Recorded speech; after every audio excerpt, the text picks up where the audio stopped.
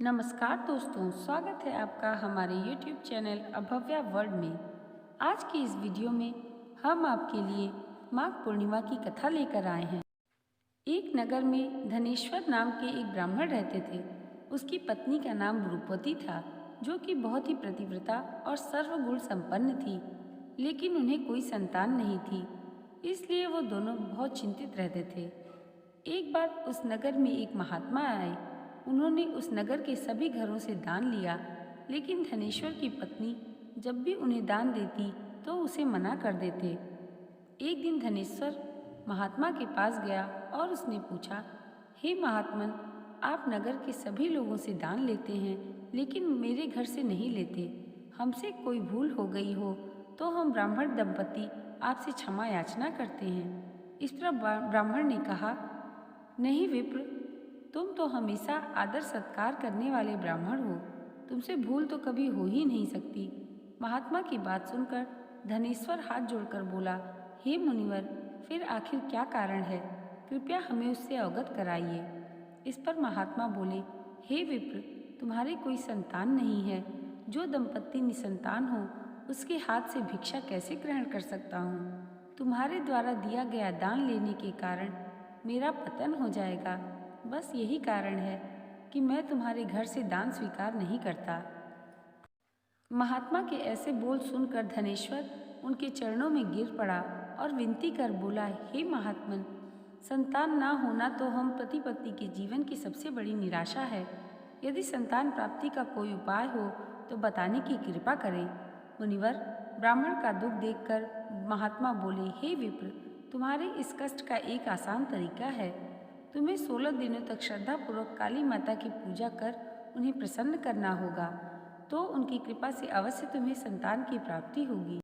इतना सुनकर धनेश्वर बहुत खुश हुआ।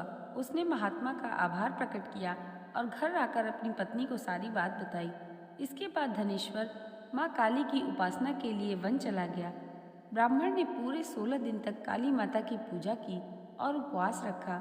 उसकी भक्ति देखकर और विनती सुनकर काली माता ब्राह्मण के सपने में आई और बोली, हे धनेश्वर, तू निराश मत हो।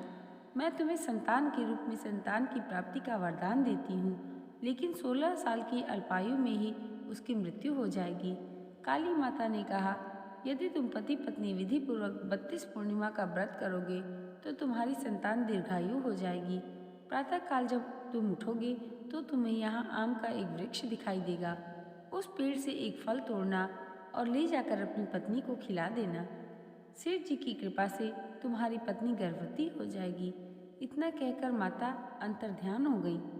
प्रातःकाल जब धनेश्वर उठा तो उसे आम का वृक्ष दिखा, जिस पर बहुत ही सुंदर फल लगे थे। वो काली माँ के कहानुसार फल तोड़ने के लिए वृक्ष पर चढ़ने लगा। उसने कई बार प्रयास किया, लेकिन फिर भी फल तोड़ने में असफल रहा।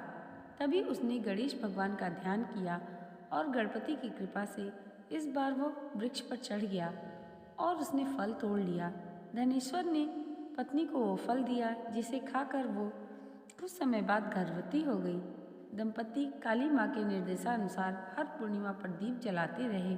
कुछ दिन बाद भगवान शिव की कृपा हुई और ब्राह्मण की पत्नी ने एक सुंदर बेटे को जन्म दिया, जिसका नाम उन्होंने देवीदास रखा।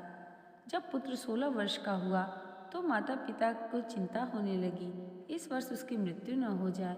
इस पर उन्होंने देवीदास के मामा को बुलाया और कहा, तुम देवीदास को विद्या अध्ययन के लिए काशी ले जाओ और 1 वर्ष बाद वापस आना।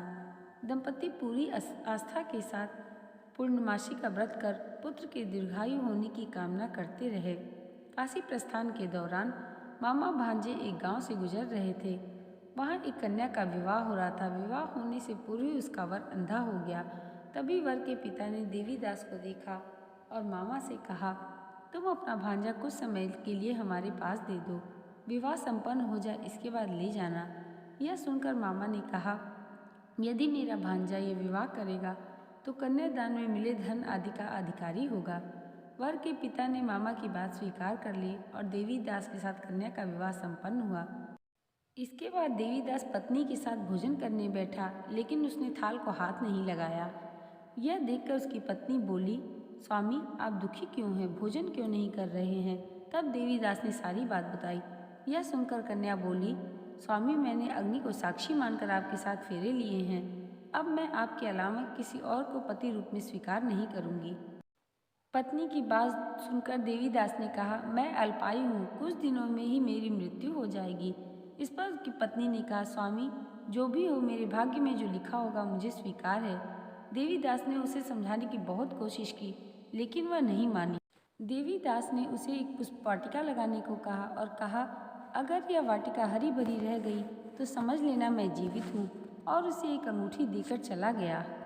उधर एक दिन प्रातःकाल एक सर्प ने देवीदास को डसने के लिए आया, लेकिन उसके माता पिता द्वारा किए जाने वाले पूर्णिमा व्रत के प्रभाव के कारण वह उसे डस नहीं पाया। इसके बाद काल स्वयं वहां आए और उसके शरीर से प्राण निकलने लगे। देवीदास बेहोश होकर गिर पड़ा। तभी वहां माता पार्वती और शिव जी आए। देवीदास को बेहोश देखकर देवी पार्वती बोली, हे स्वामी, देवीदास की माता ने 32 पूर्णिमा का व्रत रखा है। इसके फलस्वरूप कृपया आप इसे जीवन दान दें। माता पार्वती की बात सुनकर भगवान शिव ने देवीदास को पुनः जीवित कर दिया। काशी से वापस लौटते हुए देवीदास अपनी पत्नी को लेकर अपने घर चला। धनेश्वर और उसकी पत्नी भी पुत्र को जीवित पाकर हर्ष से भर गए। दोस्तों, अगर कथा अच्छी लगी हो तो इसे लाइक और हमारे चैनल को सब्सक्राइब करना मत भूलिएगा। धन्यवाद।